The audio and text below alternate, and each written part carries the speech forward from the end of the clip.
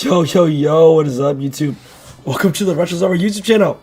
It's been a while. Hey, look, Charlie. Charlie says, what's up, bro? He says, hi, YouTube. So Charlie's already in chat. He's been waiting, and some of you guys might be waiting too. But this is our inaugural, right? At this point, this is our third one. Our annual Super Bowl 56 preview. Yes, Super Bowl 56, the podcast preview. People still come even though we're wrong every year, but it's whatever. Dead ass. I'm not gonna joke around, bro. Like, Nathan, this is the year where would you say this is the year that we've been the most wrong in like recent history? True. Even last year, bro. Remember last year we were like dead set, like there's no way the Bucks win this shit. Chiefs blowing out this shit, bro. We're always wrong, bro. But hey, we. Yeah. That's the goal. So that's the goal here. So you guys don't know the title of the video is gonna be titled what is it? Oh, the greatest Super Bowl of the modern era, bro. So like the question I posed to you and I guess the audience is this the greatest Super Bowl that we've ever seen in the modern era? Now, modern era I would probably pose as like, let's say 2000s and later, or let's 2010s, right? 2010s to 2022, so where we're currently at, right? So the last 12 years of football, is this the greatest Super Bowl matchup that we've ever seen? My argument for this being the case is that it's probably one of the most unique matchups we've ever seen. So like you can say that, yeah, the Rams have been here before, but the Rams roster of 2022 and the Rams roster of, what was it, 2018 are two completely different rosters. Like, first off, the quarterbacks are different. You have Stafford coming in for the very first time rather than Jared Goff.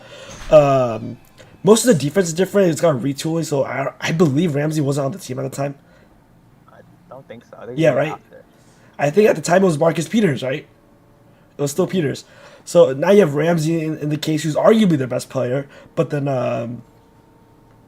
wait, so he's Donald?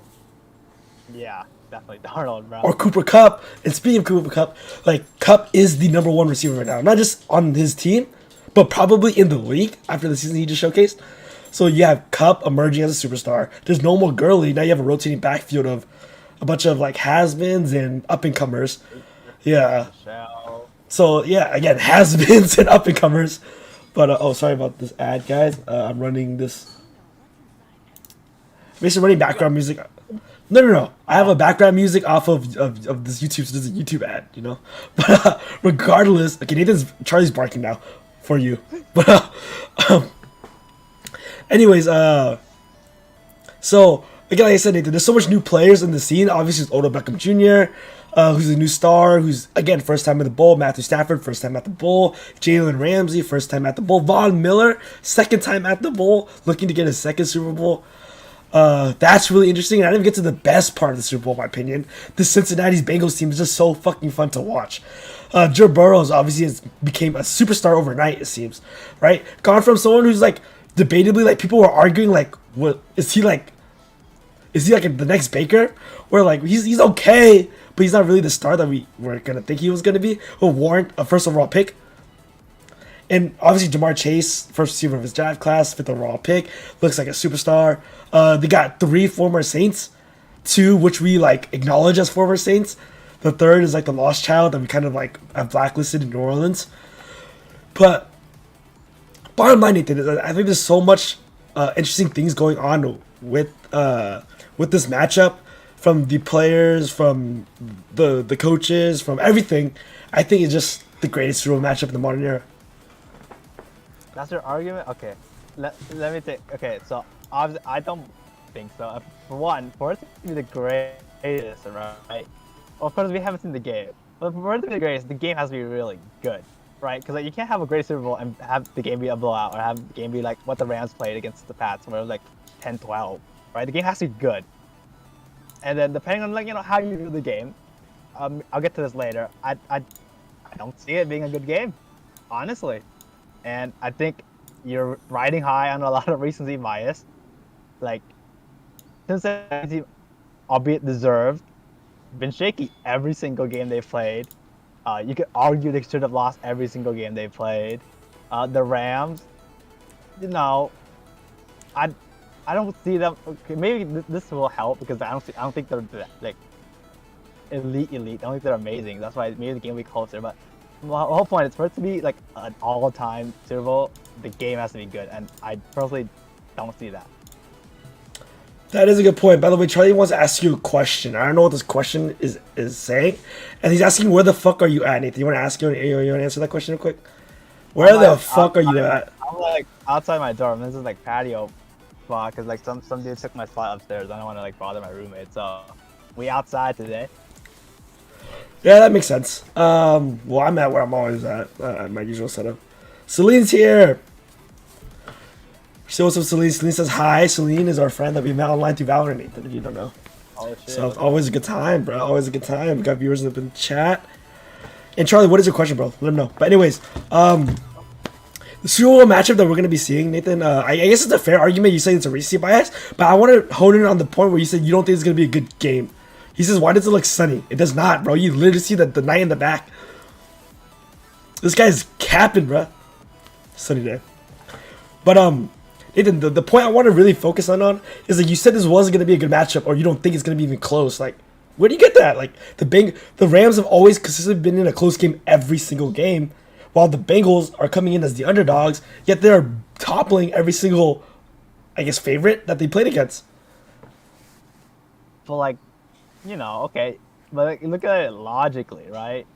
You look, everything. I think everything comes down to the trenches, right? You look at the Bengals O line, right? You have their like really shaky O line, then they're being tasked with blocking Aaron Donald, Von Miller, you know, Leonard Floyd. That I just see disaster waiting. Also the Rams strong run D. I don't see how, because if the 49ers couldn't run on them, I don't see how the Bengals are going to run on them, especially with their O-line. I think that's the key matchup, and because of the severe mismatch, I don't see it being close. I feel like it's like a 2-touchdown game at the end of the day. Okay, actual factuals, okay? Everything you listed is 100% correct, but I also have to heavily disagree with you on the idea that just because on paper it looks good, it's going to happen in game. Because consistently this whole entire playoffs, we've seen that, like, yes, the Bengals O-line is a problem. And yes, that does come up in every single fucking game they play. Yet they still pull it out anyways. And do you know why? Joey B? Joey B, bro. Joey B is the star of this matchup. I'm all in on Joe Burrow, bro. Joe Burrow is a fucking GOAT, bro. Like, okay, obviously not GOAT. I think people, like, have largely thrown around the term GOAT a lot. But, like, at this point, it just means, like, a synonymous with great, right? So I think Joe Burrow is a great player. And I think, like, everything you said is correct. Like, on paper, like, Rams D-line, significantly better. They have pass rushers galore, right? And then the Bengals offensive line is arguably bottom 10 in the league. Yeah, again, like I've said, they pretty much, sorry, this is so loud. My background music is so loud. But, arguably, they've overcome this matchup almost every single time. Whether it's because of the star power of Jamar Chase and Joe Burrow, or the players just play better than what you would expect them to play when it comes time to it, right? And also my mic's probably a little loud. So I'm just adjusting the audio stuff as we go along here. But that brings into the case, right? Like, I was talking a lot about Joe Burrow, how Joe Burrow is like kind of the difference maker in this game. I think heading into this game, would you say he's the biggest star heading to Super Bowl 56? Yeah, most definitely. Right? Yeah. It's been a big a couple months for him. Ever since the playoffs started, I would say. It's done a lot for his. It's kind of like reminiscent of. Do you remember Nick Foles? Obviously, you remember Nick Foles. But do you remember? Nick Foles came after the Super Bowl, right? But I feel like we're getting a lot of that with Joe Burrow, even like kind of now. I guess Nick Foles is not a good comparison, but it's the idea of like the guy kind of goes from like the viewpoint of him has changed so drastically over the course of a month or two, based on his performance in big games, right? Mm-hmm. Because would anyone have put Joe Burrow in the upper echelon of quarterback before January? Top 10? You would put him really? there? Top 10? Yeah. Oh, shot.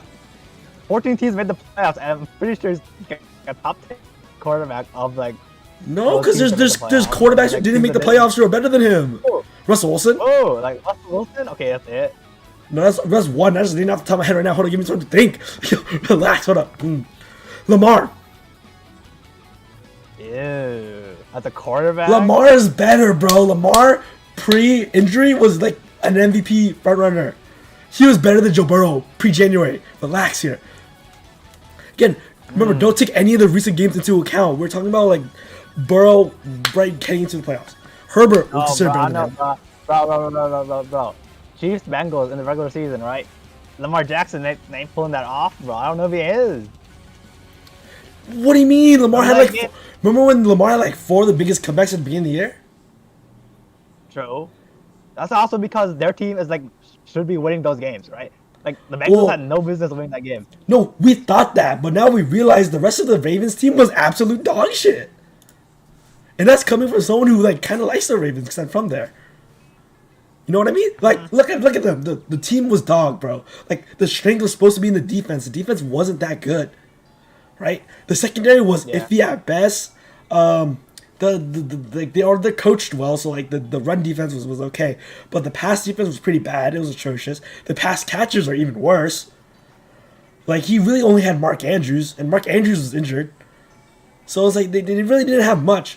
But yeah, Lamar was still dragging their ass out of these games. But anyways, the whole topic here isn't the Lamar Jackson game, right? It's about Joe Burrow. But my point here being is like these last few months have been huge for Joe Burrow because not only has he established himself as a player, he's gotten this really good reputation across like social media as like kind of like the swagger. And we haven't seen this type of swagger brought into football since his opponent Odell Beckham Jr. I would say.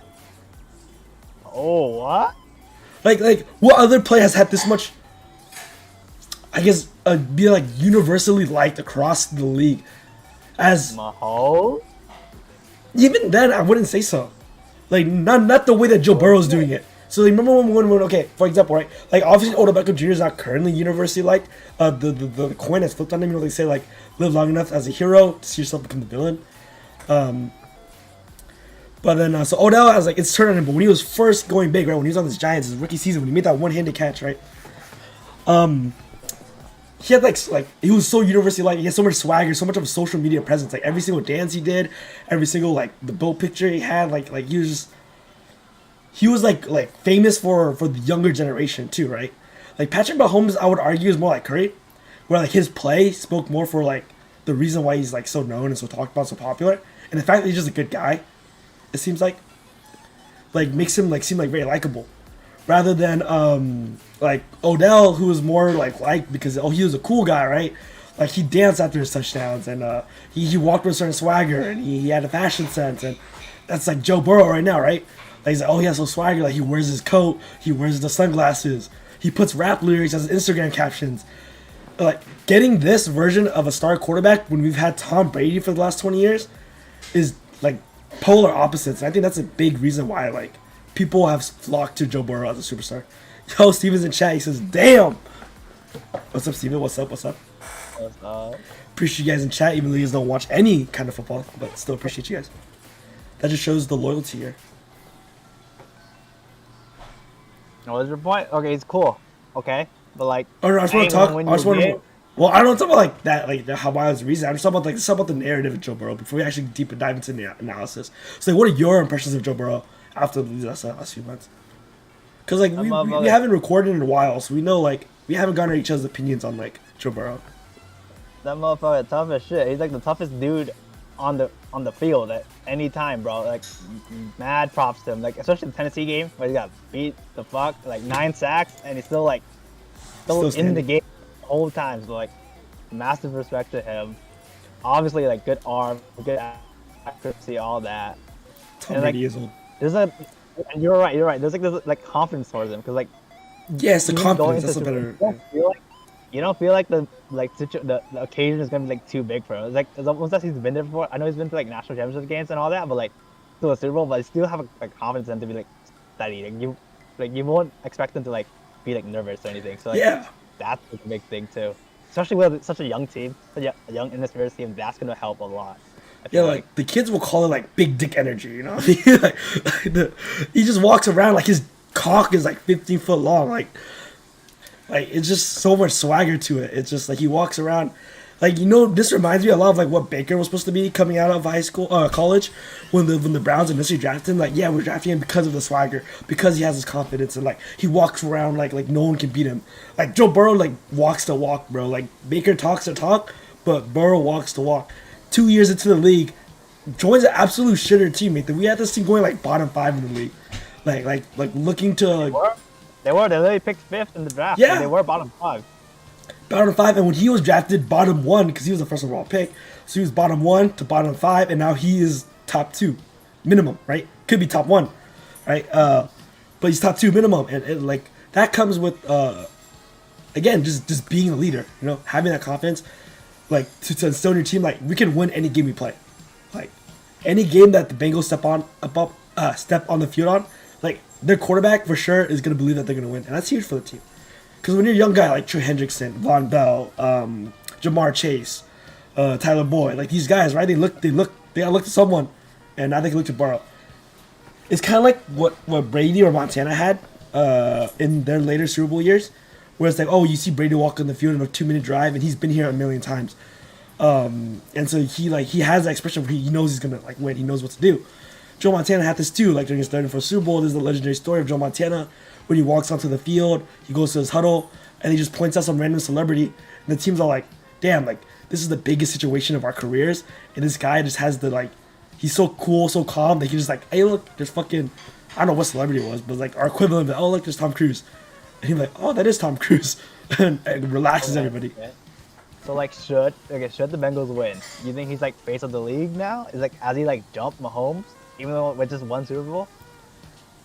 I don't think he necessarily jumps Mahomes, because I feel like it's not like Mahomes is just going to be forgotten, right? So he'll still be there. He'll still be a presence within the league, but Joe Burrow will be also a big presence within the league. I think as many kids as you had buying Mahomes jerseys back the last 2-3 years, you're going to see a big flock of Burrow jerseys these next 2 years. You can see a huge exodus of Bengal fans, like, because these young kids, these young kids, like the younger generation, like including us, like our generation too, we have tended to flock to players rather than teams, and that's just like the case, right? Whether it's basketball, football, even baseball, people have more been fans of players rather than teams, and then they like guys with confidence. They like guys who walk around wearing cool sunglasses and walk around like their dick is 50 feet long, right? Like that's fucking dope. So that's why kids are attracted to players like Mahomes, who can do no-look passes, or players like Burrow, who walks around in a motherfucking fur coat to his game interviews. And that shit's dope. I think there's a chance that if the Bengals win, he's face of the league, because like personality-wise, like Mahomes is a lot more chill. I think like Burrow's like more cool between the two, and I feel like if he wins, it's like skyrocket. It's on the moon, right? So like, momentarily at least he'll be face of the league, but then I think overall, like if he keeps playing like this, I think he will. Yeah, 8-year-old kids want to be like, I want to be like Joe Burrow, right? They're not like, they don't want to be no fucking lame ass. He's more TikTok like Instagram friendly than like Mahomes. Yeah, for sure. Okay. Yeah, and this social media shit. Okay. Even if he wins, like I don't even. Okay, personally, I think even if he wins, I don't even think he's the best quarterback in the conference either. Well, Mahomes. Even Allen though. Yeah, you're right. Josh Allen's better. I mean, even Herbert. Like I know Herbert's never in the playoffs, but like Herbert's still there. Like that's how crazy deep the AFC is. That's why like I feel like the Jets have like another 10-year rebuild, because like we had like 4 generational QBs in the AFC, and like we're like screwed. But that's neither the point. We're like screwed. We're screwed. Okay. Unless Zach Wilson shows me something, we're screwed. Okay. But like AFC's gauntlet. Like, look, Deshaun Watson. Maybe he like stays in the AFC. That's 5 generational quarterbacks in the fucking division. That's like crazy strong. Did we even name like Lamar? So Lamar too. Who are we missing here? There's Tannehill. You don't have Tannehill, but you have Derrick Henry. So Derrick Henry's gonna be savage here. But he's carried his team to the playoffs multiple years. So he's not just as good as any quarterback, right? Is that all the top cream? I'm sure we're missing other people. But yeah, you know what though? This is fair. You can say like you guys were getting dominated by Brady for the last, like, you had Brady and Manning to deal with for the last millennium, but like the NFC has been a gauntlet for years. It's been Rodgers, it's been Breeze, you threw Brady in the mix. You've had who am I missing? But Wilson, and the NFC has been an absolute gauntlet. Stafford obviously has been top 3 quarterback. He can't make it to the playoffs. But there's been a lot of top 3 quarterbacks making their run the mill through to the NFC, but now it's the AFC's turn. So it's all about cycling. I think the tide shift, because usually like what was it, like past 5 years, NFC's been better. Well, yeah, even this year, arguably you could said the NFC was better. The cream of the crop of the NFC was a lot better. Yeah. Right? Mm-hmm. The reason why, I think the reason why the Bengals were able to make a run like this, from being team bottom 5 to run to the Super Bowl, is because the AFC. While you're right, there's a lot of star quarterbacks. The actual cream of the crop, like at the top, wasn't that strong. The Bills, for as good as Josh Allen was like seriously inconsistent. Nathan, we're talking about it every single week. We're like, dude, who's the best team in the AFC? Is it like the Titans? Like, we can't trust Tannehill. And it was like, is it the Bills? We can't trust their defense. And it was like, is it the Chiefs? Well, the Chiefs sucked ass for the first 6 weeks. And it was like, what is it the Bengals? Like, well, we can't really trust this team so young. And it was like the Chargers look good, but like, you know, they're inconsistent on all facets of the game. The Ravens, too many injuries. They can't establish themselves. The Steelers are too old, or at least Big Ben is. So it was There's like, no clear like runner in the AFC this yeah, year. there was never a good team. And you can see the same thing with the NFC, but in a different sense. It's like, yeah, the Packers are so good. So like they could have been a top tier team, right? They could have been called the best team in the league. The Cowboys, before they got upset, looked like the best offense in the league.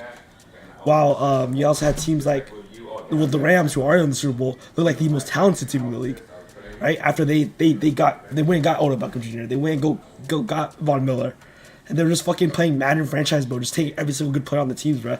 That shit was so. But okay, on a tangent here, right? It sounds unprofessional as fuck, but like that's part of the podcast, bro. Like I fucking hate the idea that the Rams just kept on going all in every fucking year and are just not getting punished for it. But it's working for them. That's why I'm like, why does any other fucking team do it? Because they can find value in like later in the draft. So they like, don't though. Like who? Who have they found late in the draft? Besides, I guess Cup, and that was years ago. Like, all their star players are players that they picked up off the free agency or traded for. Right, Beckham, Von Miller, Aaron Donald. Well, Aaron Donald was a draft pick, but that was like years ago. That was a first round pick. But like he's been there. Like these weren't players that they like. You know, like I guess the comp would be like similar to how the Patriots used to do it with like Hal Van Noy, like find these guys off the streets and then maximizing their potential. Right? They're just getting superstars. We're playing like superstars. Like where's the curse? Like when you fill your team up like this, and you just get shit on. Like when you sign Revis, and hopefully Revis' unlucky year where he's dog shit. Right? Like the Bucks got one year when they signed Revis and he was absolutely trash. Oh, but even when like they should have been like killed, they weren't killed. Case in point, Eric Weddle, motherfucker was on like the streets, like the whole season, and then like, he gets called up, and now he's like playing like a legitimate like impactful role on this defense. So, like, okay, like, that's an outlier though. That's like a Patriots-esque pick, right? Like maximizing his potential.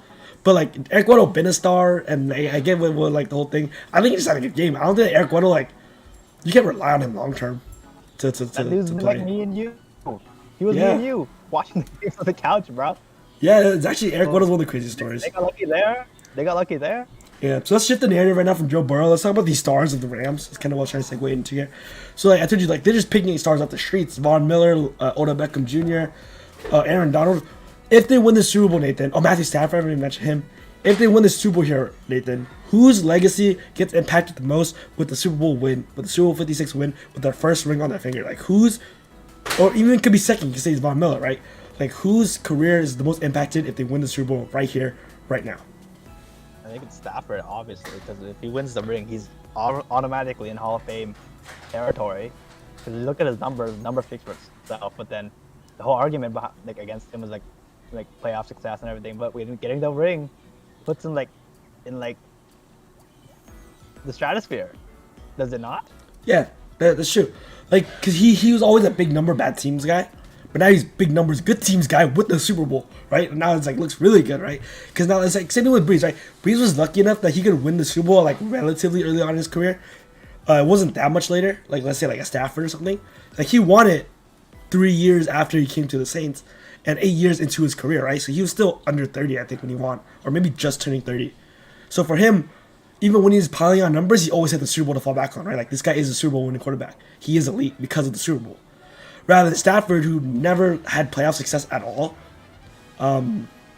did put up the big numbers. But now, if he wins the one ring, he has Breeze-esque, not as good as Breeze, but Breeze-esque numbers. You got to put him in the territory of that player, right? He's in the Wilson territory. But I would argue here with you here, Nathan. Big Ben territory.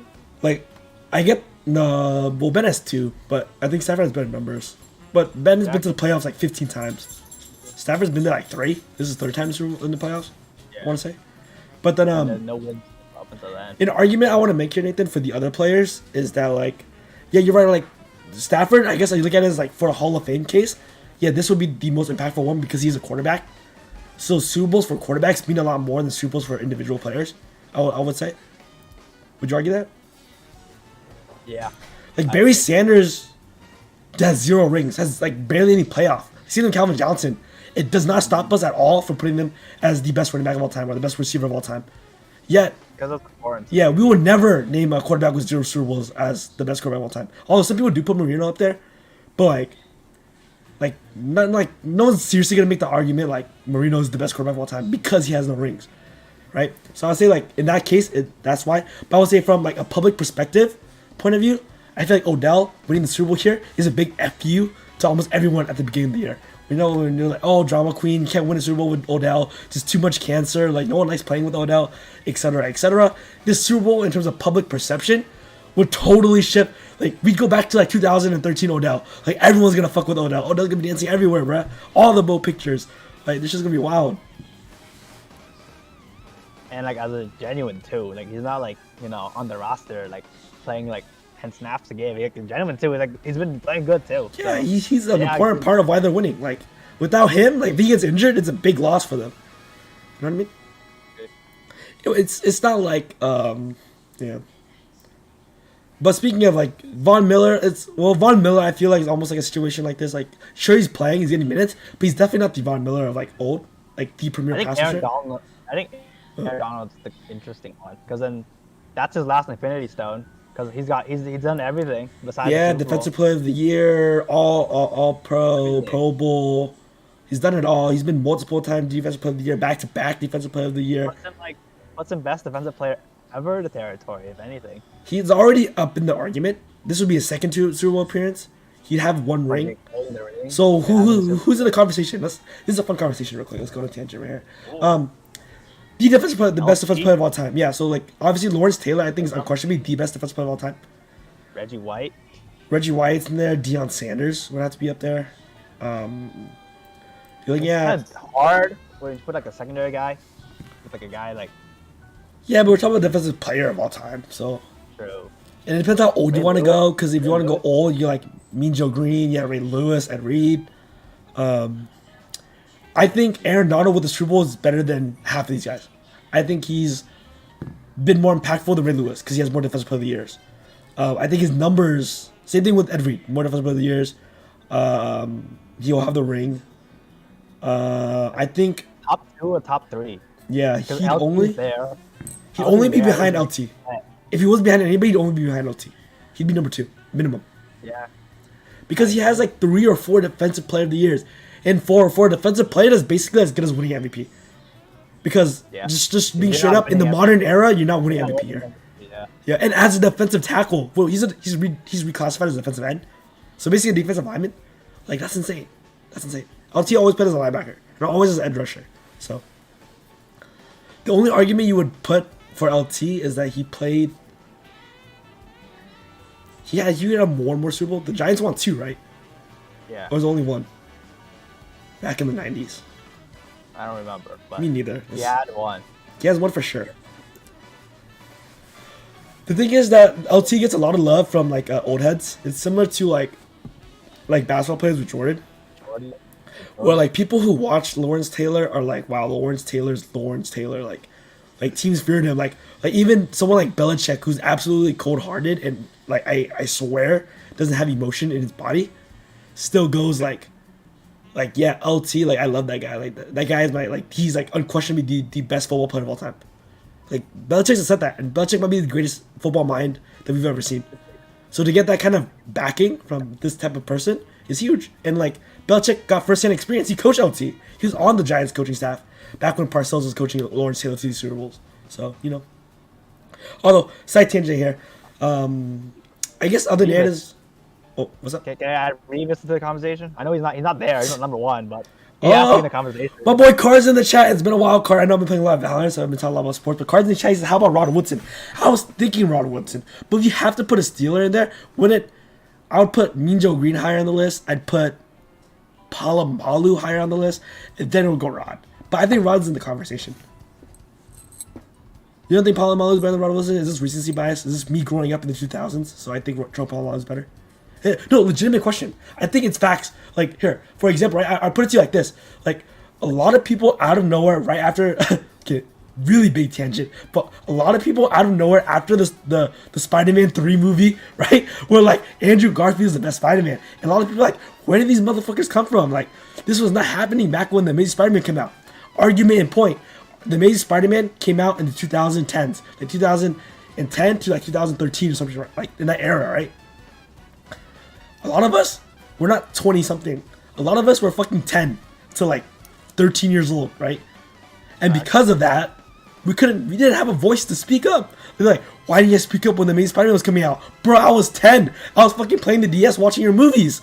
Like, I didn't have anything to say. Y'all didn't know what a good movie was. Yeah, that's why we liked you. That's why we liked your movies. Because we didn't know what a good movie was. And then we grew up and now we have a voice and we can say these type of things. My argument here is that like, and obviously we were 10 when we watched The Amazing Spider-Man. So even if it was a shit movie, we wouldn't have known. We just know Spider-Man's cool and kicks ass. So we grow to like Andrew Garfield. So my argument here is like, depending on the era you grow up in, that's who you're gonna view as your favorite character, as your favorite player, right? So if you grew up in the 70s watching the Steel Curtain, you're gonna prefer Rod Woodson and Mean Joe Green, and like those guys like that Dick Butkus for the Bears, like all that shit, right? But like we grew up in the 2000s, we're gonna prefer players like Ed Reed, Ray Lewis, Rod Woodson, Peyton Manning, like players like that. You know what I mean? Kids who grow up now are gonna like players like Aaron Donald, Jalen Ramsey. Who are gonna be the all-time greats when it's all said and done, Nathan? Wilson, Elijah Moore. Elijah Moore. Who's your safety? Robert Mays. Is that his name? Or is that the reporter? No. Elijah Moore, though, is cold. Did I call it? And I'm on Ross St. Brown. I caught that, too. Anyways. It was facts. Yeah, Cards. I get. Do you see my point here? I might be a little biased, but I think Palomalu was a more essential part of the Super Bowl teams than Ron Woodson was. And you know, no fault to Ron Woodson. Revis too. Also, Carter agrees Revis. Has to be up with it. Revis is what, top 2, top 3 corner of all time? 2 at least. Oh, I can't say 1 though. But Revis isn't that player that we have nostalgia to. We grew up watching Darrell Revis. I grew up watching Darrell Revis lock up every single receiver that lined up against him week to week. Whether it was my favorite receiver at the time, Marcus Colston, or whether it was your favorite receiver. Who's the Jets' best receiver in 2000s? Keyshawn Johnson? He can lock down our own receiver, bro. Well, no, he ended up leaving the Jets. But I know, but then, okay, once he left, he was like kind of like he took a step down. But when he was on the Jets, he's like lockdown, shut down, like Revis Island all day, bro. arguable, when he was on the Patriots, he was still nuts. Motherfucker won a Super Bowl. Relax. Okay, he stopped Eric Decker. He stopped Eric Decker. No, he stopped Demarius Thomas, who RIP was a good receiver. He was barely on our team. Which one, Demarius Thomas? Oh, you're talking about your Eric Decker. Oh, I think you meant when Eric Decker was on the Broncos. No, Decker's on the shit. Card says, oh, of course, Card would say it. Prime Pat P is a top 3 quarterback of all time. No, you can't put him top 3, bro. Top 3? Like, okay, if we're talking about every player's prime, obviously Prime Dion number 1, right? Are we gonna argue this? No, I'm not arguing that. Yeah, Prime Dion number 1. Then we're saying Prime Revis is 2, right? Like Revis Island 2007 Revis? Like 09 was like, you know, Yeah, and then I guy. say like, you have to put like, we haven't watched him play, but based on the numbers, Night Train Lane? Motherfucker got like 13 picks in like 7 games?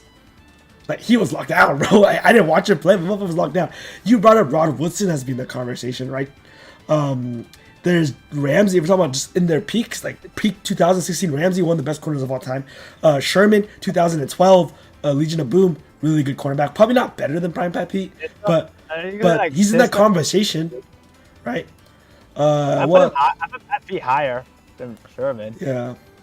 Like, there's a lot of people, like there's a lot of people that we've forgotten about. They probably aren't in this top tier, But like this Namdi Asamoah in the early 2000s, Oh. Namdi, like what you know about Namdi, bro? Namdi was cold with it, bro. He was oh. Yeah, you got Namdi, you got Peanut Tillman, you got Charles Tillman. His 2008 Bears season or 2010 Bears season. 2010 Bears season, he led the league, I think, in interceptions and forced fumbles. In both. like that. He was like that, bro. Like that's cold. Like that was a great season. Like that's really. Pat literally made 8 Pro Bowls in a row from his rookie year and was getting no targets every season.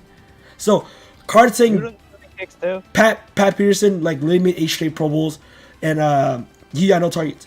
And you know what? That's facts. But we're talking about, you're saying prime, right? Prime Patrick Peterson. So I'm taking like the best that you were ever at, right? At what point in his career, like, name a season where Patrick Peterson was unquestionably the best quarterback in the league? Because maybe not to his fault, but he played in an era where his career started during Prime Revis, and then it got muddled up with Sherman, like the Legion of Boom years, which, you know, retrospectively, we could say now that Patrick Peterson was probably a better straight cornerback than Sherman. Just based on, like, mechanics and technical skill, like, Patrick Peterson was better. But Sherman had more going for him. He had the Super Bowl, he had the Legion of Boom, he had more hype. So he was thought of as the better cornerback. So I can't name a season where during the season I was like, yeah, at the current moment, Patrick Peterson was the best quarterback at the time. Because then now, like, the back end of Patrick Peterson's career, like, tail end with Jalen Ramsey's prime. So it was like Jalen Ramsey came onto the scene. So it's hard to say a point where Jalen Ramsey or Patrick Peterson was the best cornerback of his era. And to say Patrick Peterson... I think Patrick Peterson suffered from like never having been on a good team. Yeah. You know what though? Well, no, he had the one really good year with the Cardinals, with Carson Palmer and Fitz. Oh. Remember that year? Right. I remember that. He had that But one still, really like, good year. We're talking about like, you know. Yeah, sure, in the Seahawks. large scope of things, with the Seahawks who dominated like 3 or 4 years. But yeah. But you know what? You can make the argument that Patrick Peterson is the best quarterback of the 2010s. If Revis dominates the early 2000s and even the late 2000s, then Patrick Peterson could arguably be the best quarterback of 2010s as a whole. Because Sherman fell off hard, hitting like 2017, I would say. Like once he left the Seahawks, he fell off. Was that 2017? Yeah, I think around that. Yeah, around there, right? So 2017, you can make the argument like that's when he fell off. So like Sherman only really dominated for like 5 years. Yeah, 15 season was a crazy season for the whole team. That's what I was talking about. Like the Cardinals 2015 season was absolutely insane. Everyone was playing out of their mind. Palmer looked like, you know, when Palmer was getting like oh dude, Palmer top 5 quarterback in the league, bro. Like everyone was sleeping on Carson Palmer, bro. Like now the only people that know about Palmer are the motherfuckers that watch The Bachelor.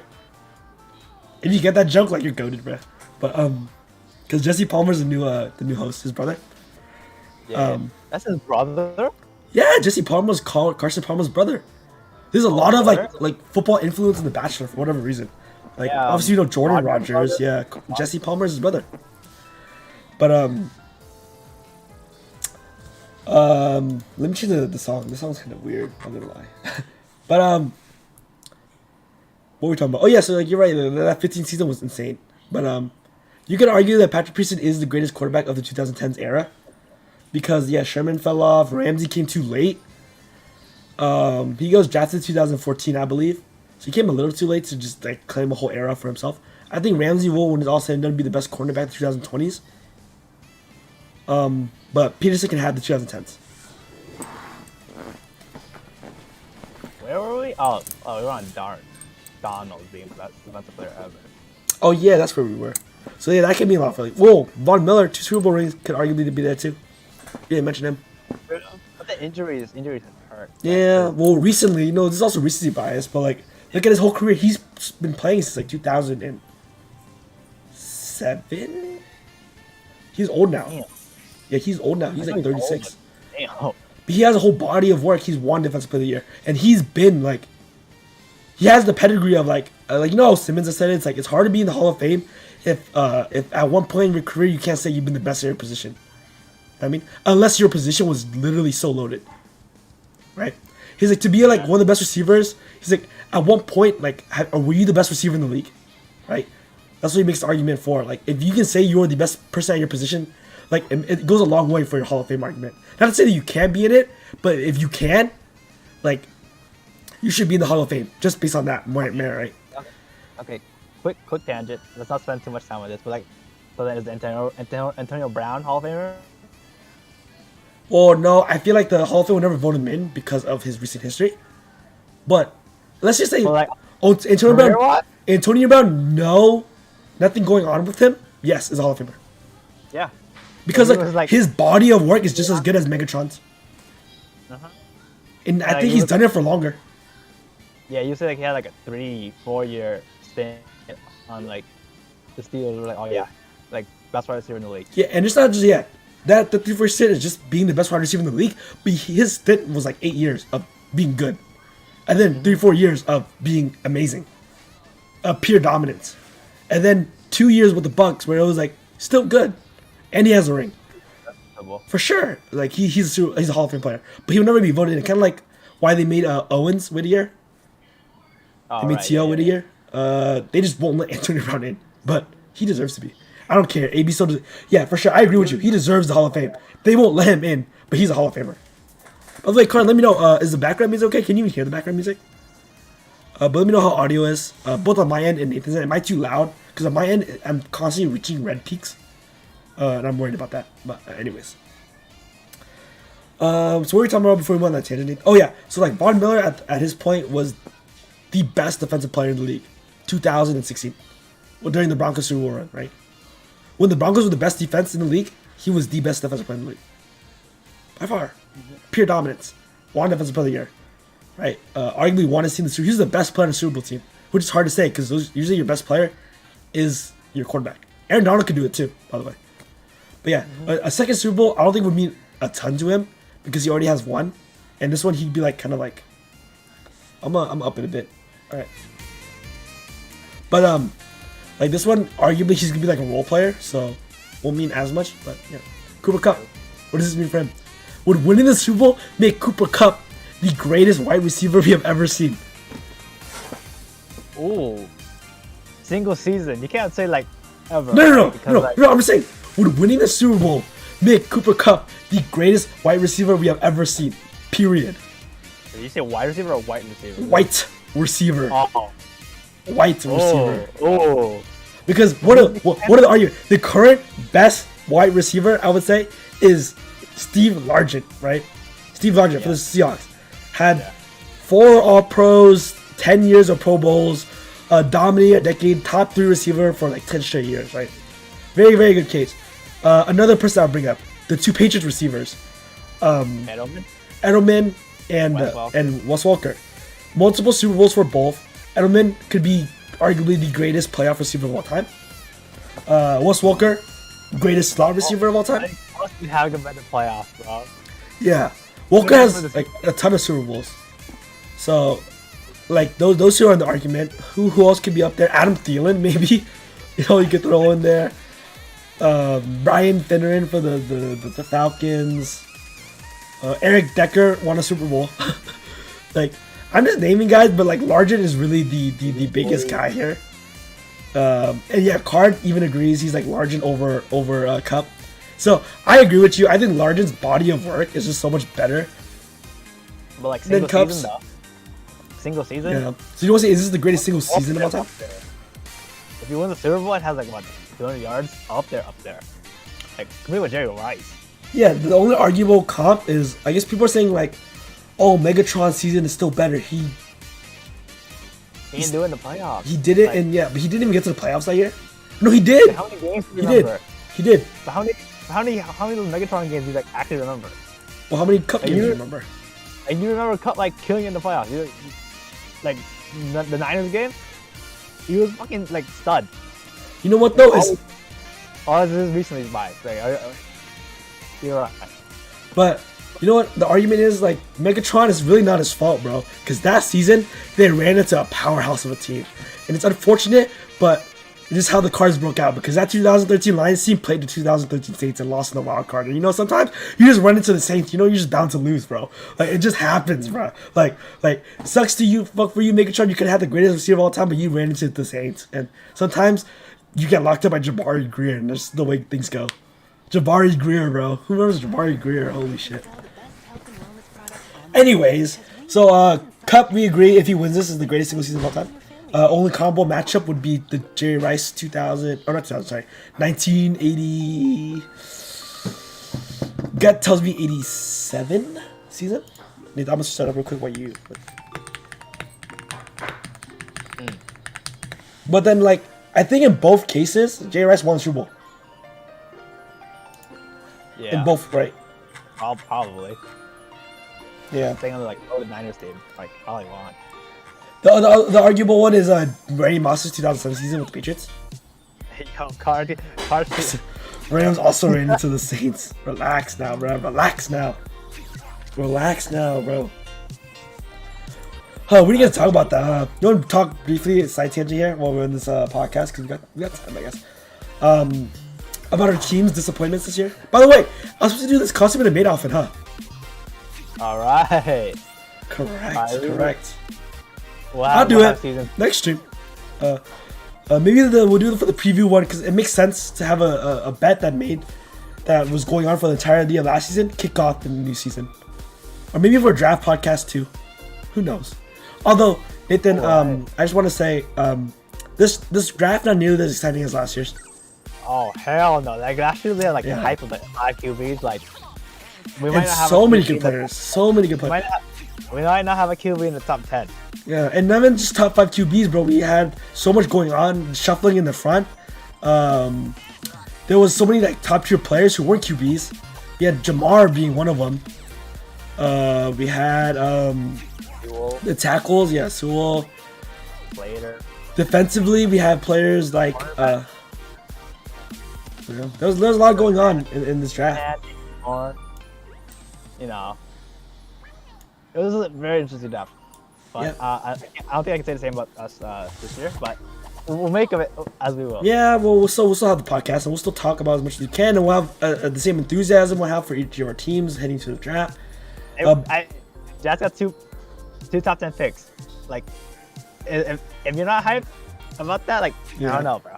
As a Jets fan, like the draft is like our like regular season. That's so sad. That's actually so sad. Oh, this year I'm really excited too. I'm really hoping that the kid from I haven't done my research yet, so I'm so unfamiliar with all the players. Especially me playing so much Valorant recently. But I'll lock down when we get closer to April. But What, the Liberty kid? No. Malik Jackson. I've seen tape. I don't really like him. Malik Willis. Is that his name? Malik Willis, right? Yeah. But then the kid from Ohio State. What? Chris Olave. Oh, Olave? Oh, I thought you wanted a quarterback. No, not the quarterback. No. I'm talking about the receiver. I'm like, oh man, a receiver would be so juicy here, bro. Dude, because like if we run it back with Jameis, I'm fine with that. Because Jameis can win games. He proved it. We went 4-1 to start the year, right? Or 5-1, something crazy like that, right? To start off the year, he can win games. He's manageable enough to win games. But the rest of the talent has to be there too. So we had no receiver talent help for him, bro. He was throwing to Traquan, bro, and Deontay Harris. True. Yeah. I mean, hopefully Michael Thomas is back. Yeah, yeah, but there's a chance that like Kamara's banned for like the first 2 games of next year or something like that. Did you see the pictures? Rough off season for y'all. Yeah, I know, for real. Have you seen the pictures though of the kid, or the guy that got beat by Kamara? Oh, it was a guy? Dude, it was bad. It's bad. I was like, holy shit. Kamara beat the shit out of him, bro. I felt so bad. First I was like, obviously to Kamara, but I saw that guy's picture. I'm like, damn, Kamara beat the brakes off this guy. Like, absolutely demolished him. Like, I couldn't recognize half of his face. But regardless. So what happens when you have the Pro Bowl in Vegas? Kamara is not even the best wide receiver on his team. No, his tape. Well, Wilson? the tape I've seen. Yeah, Wilson's out there. Well, just because you're not the best receiver, just because you're not the best receiver in your team doesn't mean you can't be like a stud. Look at Jamar Chase, Justin Jefferson. True. Look at Landry, Odell Beckham. Fact. You know, they're both like you can have. You know, sometimes it's just look at Judy and Amari Cooper and fucking well, sucks to say Ruggs now, but you know. Who else was there? I missed someone. Oh shit, Nathan, what happened? Okay, guys. It seems like Nathan timed out real quick, so I'm gonna fill time until Nathan comes back.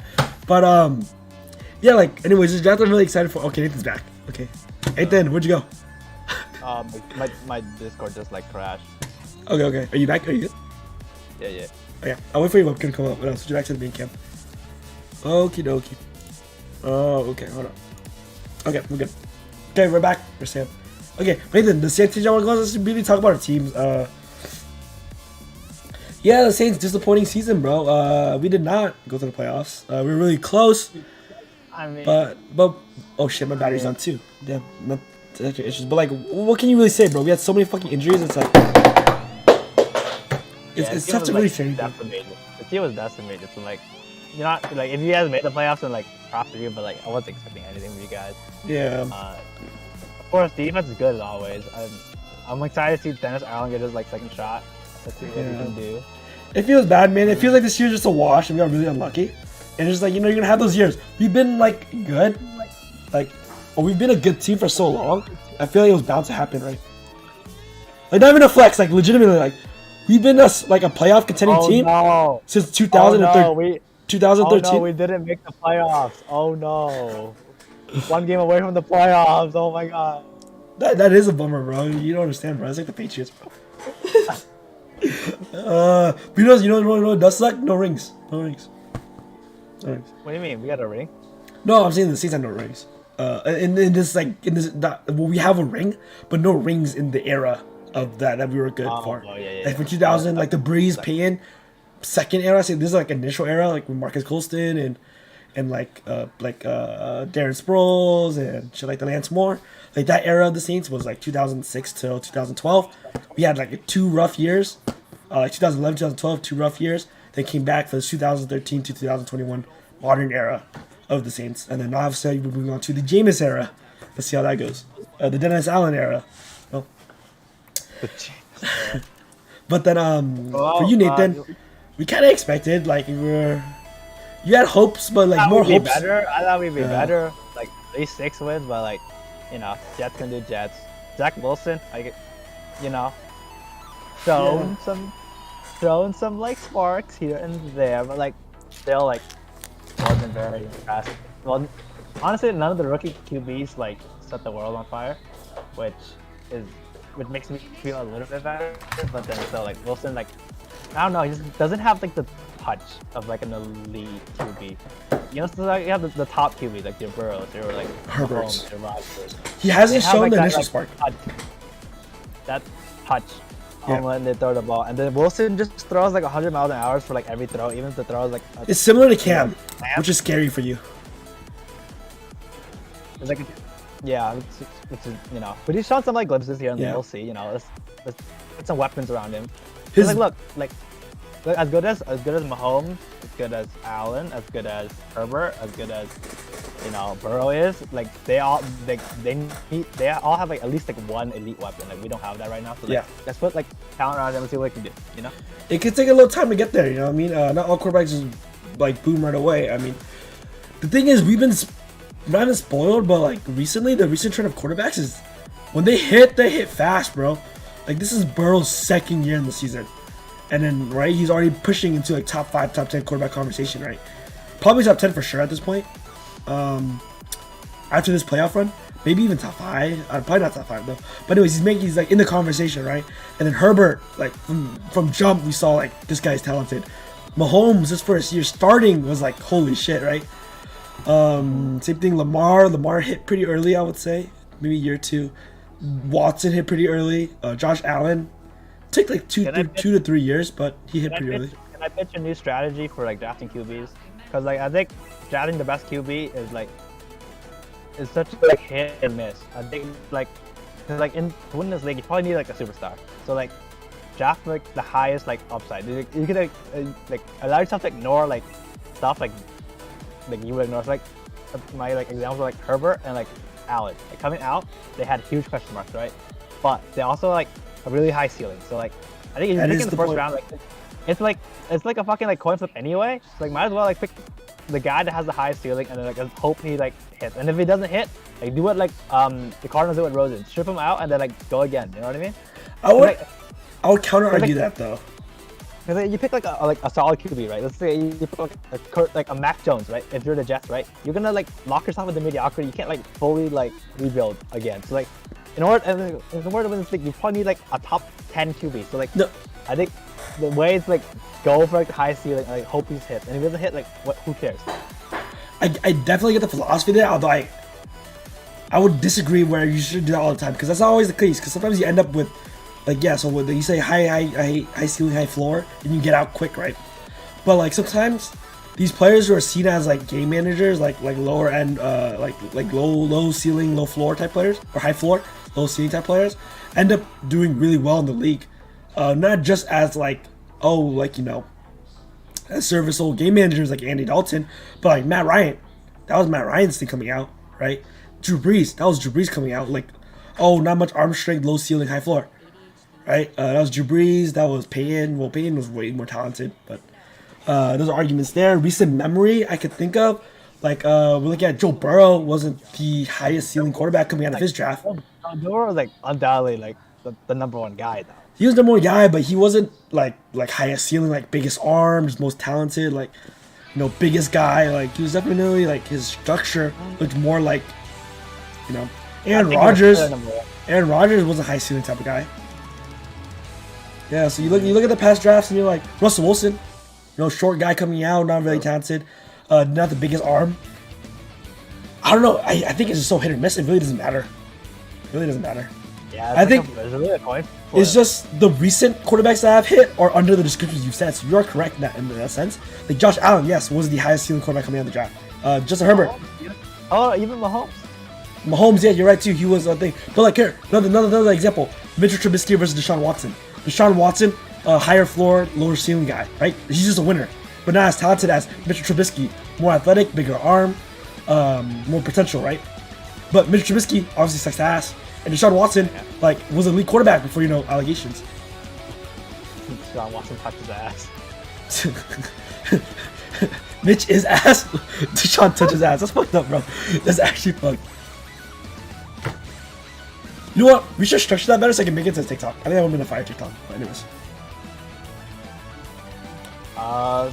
Wait, worry. You wanna go back to the Super Bowl? Yeah, let's go back to Super Bowl. Okay, so we talked about all the narratives going to this thing. We didn't really talk about Jamar. So Nathan, it's kind of crazy to see like a receiver enter the league with such stature and such hype, and then live up to it, and not only live up to it, probably exceed it, right? Right? Not only does he have a great rookie season, he might have the greatest rookie season of all time, right? And then goes to the bowl, right? With his boy Joe Burrow. Like, is Jamar Chase heading into the Super Bowl a top 5 wide receiver in the league? Okay, you can list it really like. Okay, Cup, Devontae. You know what? I'll let it slide. Like, Michael Thomas probably not top 5 anymore, so that leaves a spot. Tyreek, Stephon Diggs.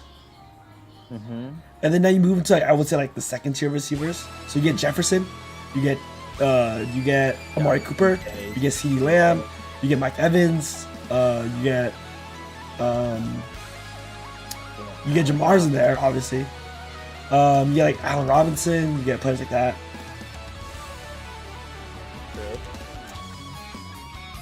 But is Jamar better than any of the receivers? Is he even better than Jefferson right now? I guess that's the best conversation. Is Jamar better than Jefferson? Would you rather have Jamar Chase or just Jefferson at the moment? I don't know. I'm biased because I really like Jefferson coming out the draft. I feel like I was right on him, but then I think even Jamar, right? Even though this season he has like drops here and there, like not the like perfect hands. I guess when you're picking like nits, yeah, when you're nitpicking, I guess. We're nitpicking, then like that, those are the margins, and I think I'll take Jefferson. Yeah, but Jamar's so explosive as a player. Like you can see why people were like, "You think this Justin Jefferson's kid good? Like, you think this draft class like is good? Like, wait till you see that kid. Like, Carson G. Jetta is better." But like, there's a reason why like draft pundits and people who are like within the league were like, if you guys think like this draft class that we just had was good with Justin Jefferson and who was in that draft class, like that wide receiver class, I mean. Like Jalen Reagor and stuff like that. And they're like, if you think this receiver class is good, wait till you see what we got next year. Because next year we got this kid Jamar Chase, and he's insane. Because he's like an absolute athletic phenom. Like he high points everything. His speed, he outruns everybody. He was explosive in every single cut, bro. Like in and out of breaks. Like his ceiling is like astronomical, bro. Like it reminds you of like looking at Moss, where Jefferson reminds you of like if I had to compare the two, right? It's two great receivers. Like obviously they're not at the level yet. They don't have the history behind the scene players, but obviously Jamar looks a lot like Moss with his explosiveness and his ability to just like absolutely dominate any person he lines up against. Where Jefferson reminds me more of like Terrell Owens, who are still equally as athletically talented, but work more in his quickness and work more with his route running and work more with his hands and getting space. Where Randy Moss is absolutely dominating when I line up against him. Whether it's out running you, out muscling you, out jumping you, whatever it is, like he was better than you. And that feels like Jamar Chase. But right now at the moment, I'll probably take Jefferson. I'm with you. I want to talk coaches. I think like a win for McVay like it's huge. Is like establishes his like legacy. Like he's set. Like when he's for all time. He is. No, but like after he like once he wins it, he's like untouchable. Oh, like yeah, like he gets his status that like Belichick was at, or like let's say Peyton was at, or like Tomlin, like no. He enters like the Andy Reid, Tomlin, like that club. Yeah, like Pete Carroll, like shit like that. Yeah. Or unless you're like in some crazy heat, like some crazy allegation shit, or like if you're under some crazy allegation shit, or like you just have a 0-16 season, like you're probably not gonna get fired. Yeah. I mean, but, like you probably have like a 1 year like grace because you won the Super Bowl. Yeah. Well, look, you think of like let's say like Pete Carroll today, right? Goes 0-16. Like does he get fired? He does though. Yeah. Like if Andy Reid today goes 0-16, right? Next season. I don't think he does. You don't think he gets fired? 0-16, like there's like no injuries. Like Patrick Mahomes, yeah, like Patrick Mahomes, like I think Belichick gets that. Like if he goes 0-16, like they're not gonna fire him. Thinking of them running back at least. Tomlin probably gets the benefit of the doubt because he's never had a losing season. I mean McCarthy can go 0-16, does get fired because he's on the Cowboys. Yeah, because he's in that Jerry Jones fucking, once you got the love list, it's hard to fire you, bruh. It's hard to fire you. Zach Taylor, I still don't know what to think of him. I know he's Super Bowl and everything, but like, still, like, is he even best coach in his division? Well, it's hard to say that because Tomlin has such a rich history. It's the same thing with Harbaugh. Harbaugh is arguably one of the coaches we're talking about with such a thing. I think with the recent years, it's harder for him, but he still has like this pedigree. It's hard to say he's better than Jim Harbaugh. But like Zach Taylor, I like a lot. I like the idea that the young coaches are finally starting to win, because you know how there was a big exodus. Let's say starting with McVay, you would argue, where everyone's like, oh, I want the hot new like offensive coordinator, right? Young coordinator coming out, very talented, and then comes in with these new harebrained schemes. You could argue I start with Chip Kelly, but yeah, that these guys come in and take the league by storm, but there was never any real success in terms of Super Bowls, right? Like McVay made it but didn't win. Shanahan made it but didn't win. They always lost to Belichick. What, did both teams lose to Belichick? Yeah. Shanahan lose to Belichick. Shanahan Reid. They lost to Andy Reid. But Shanahan wasn't the head coach. He was the OC of the Falcons. No, I'm talking about the 49ers. Oh yeah, I guess you're right. Shanahan did lose to the Belichick. But yeah, so you're like, yeah, you're like, oh yeah, Shanahan lost to Reid, right? He made Super Bowl, lost to Andy Reid. Like the established coaches were still getting W's. Whether it was Andy Reid, whether it was Bill Belichick, whether it was fucking Bruce Arians. Like these guys are still getting wins, while like the likes of Sean McVay, Kyle Shanahan, Zach Taylor, who else? Cliff Kingsbury, Matt LaFleur, like these young hotshot coordinators were not really getting to the bowl, or when they're going to the bowl, still losing to these established coaches. Where now, one of them has to win, so one of the young coaches are going to get a ring, and it's finally a W for these young offensive coordinators. And you know what? I think it's good for the league. I like when the league's faster. I like when the league has more offense. I like when there's more scoring. It's not fun when Belichick wins the Super Bowl fucking, what do you win, 13-10 or some shit? It's not fun. Sure, like 12-10 or some shit like that, yeah. Yeah, I think it's good for the league. Yeah, I like the direction we're going in. Less Adam Gase, more like, Zach Taylor. No, Adam Gase was supposed to be the hotshot coordinator. You can argue it started with Adam Gase. You can argue it started with Adam Gase. Cliff is a terrible head coach. He is. So, Card, you're off your head coach? You're out. You don't. It took him a year. Yeah, he did good this year. Arguably, despite Kingsbury like being there. But yeah, you know, I think the era of like the hotshot coordinator, it's people thought it was dead because a lot of people started drafting like or like hiring like defensive coordinator head coaches, Brian Flores, Matt Patricia, like these guys started getting jobs instead. But yeah, it all cycles back, bro. Always cycles back. No, who's the I guess the newest hot coordinator you could say that's the new head coach currently is motherfucker for the Dolphins. What's his name? McDaniels? Yeah, Mike McDaniels. I have no idea what to think of him. Yeah, me neither. But people are really excited about him though. Like really excited about him. Yeah, he's terrible. If you watch how he calls games, yeah, I've watched him, bro. It's like his fourth down play calling, absolute garbage. It doesn't make sense too when you have Kurt like Kyler Murray, who's probably the most dangerous weapon, maybe arguably in the game. It's like him or Josh Allen, right? And then and it's like you guys have such a talented backfield that it doesn't make sense to go like 3 wide so much. I get you had Green there, but I don't know. Just like some of the decision making is part of like personnel, like it just didn't make sense. But anyways, what were we talking about, Nathan? Oh, Mike. There's a point I was getting with there. Coach is winning and Also, Josh McDaniels is supposed to be in line as one of these new young shot head coordinators, and dude, the last few years have been rough for. Like he should, you know, like Josh McDaniels 3 years ago was like bro, like people would trade like a first round pick for Josh McDaniels or some shit, right? Like this guy was the guy to get. He was the number 1 pick, but he was like, no, I'm gonna wait because I'm such a hot commodity. I'm gonna wait for the right franchise for me. But like with the Patriots offense being so dog shit the last few years, his stock has dropped so fucking far, dude. It's like on the ground. I mean, having like Cam Newton doesn't help. Having, you know, still, and like no weapons doesn't help. But that also makes sense. Like, yeah, sure, you have Cam, right? And you have this thing, but even the offense under Mac Jones, like, it's so vanilla. It's so like to be such a like. You can't run a fucking like Kyler Murray scheme with fucking Mac Jones. I cannot run a Kyler Murray scheme, but you could have a vanilla quarterback and still have interesting to watch offense, like Atlanta. You could argue Matt Ryan's kind of a vanilla guy. He's not athletic. He's not like scrambling. He's not making like these crazy throws that like Justin Herbert or Patrick Mahomes are making. But the offense is still fun to watch. Like there's movement, there's motion, there's stuff that's just not running up the middle every single fucking play. You know, sad. Anyways, Cards I don't know what it was either, but I feel like Kyler's legs were almost no threat this season. Oh, he was hurt, right? Am I mistaken? Like Kyler got hurt. He was dealing with some stuff.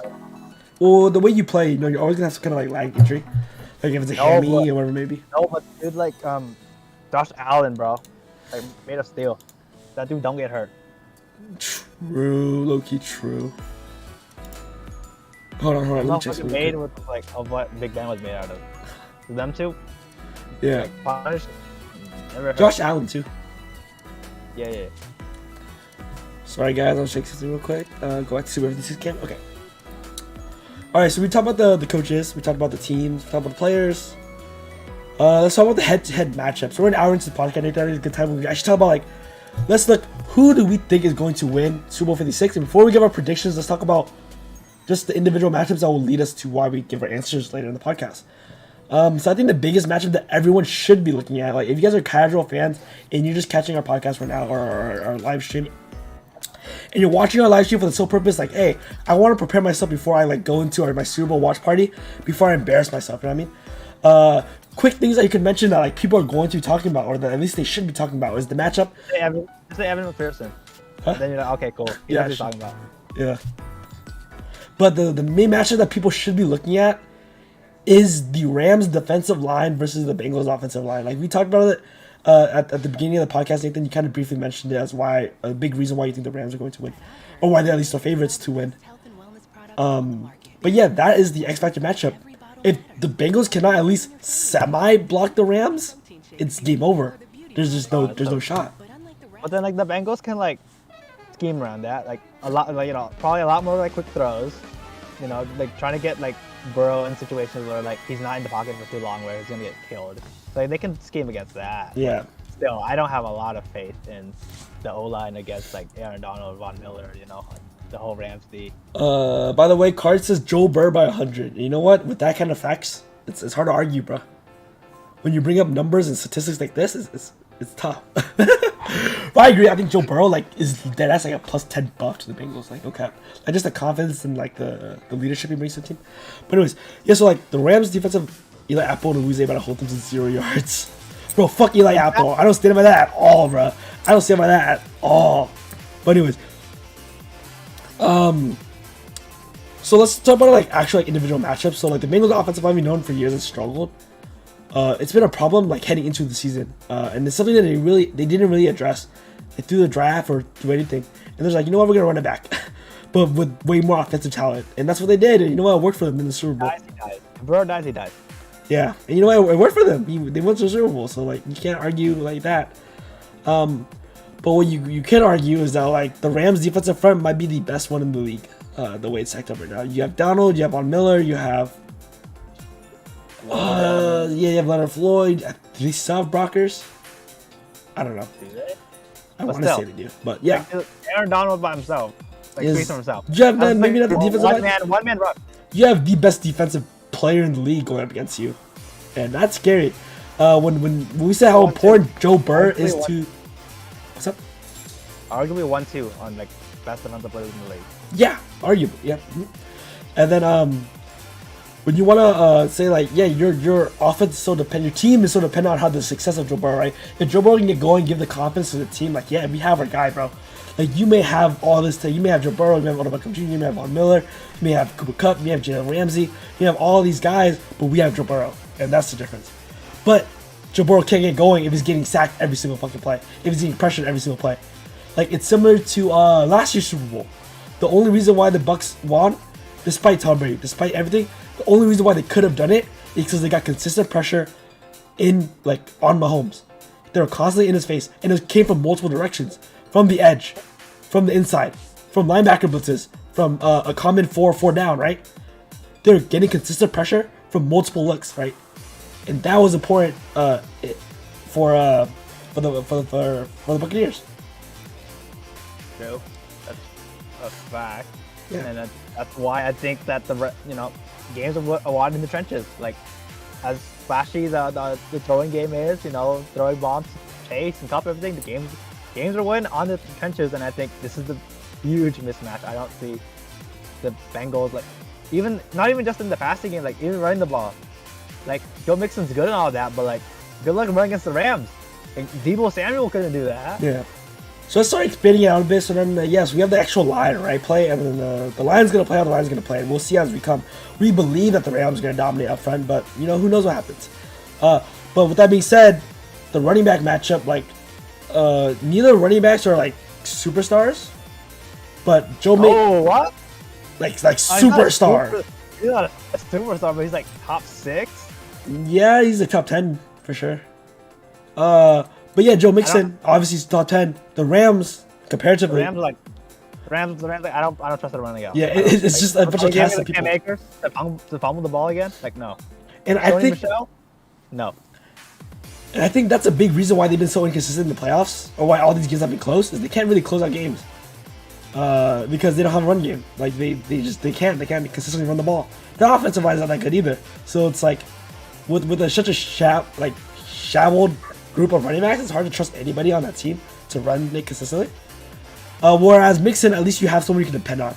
Let's say that you do somehow get a big lead, you have a workhorse that you could trust to get you solid yardage to chew out the clock. So in this situation, Nathan, even if the Rams go up big, can we trust them to actually chew the clock down and like maintain the lead?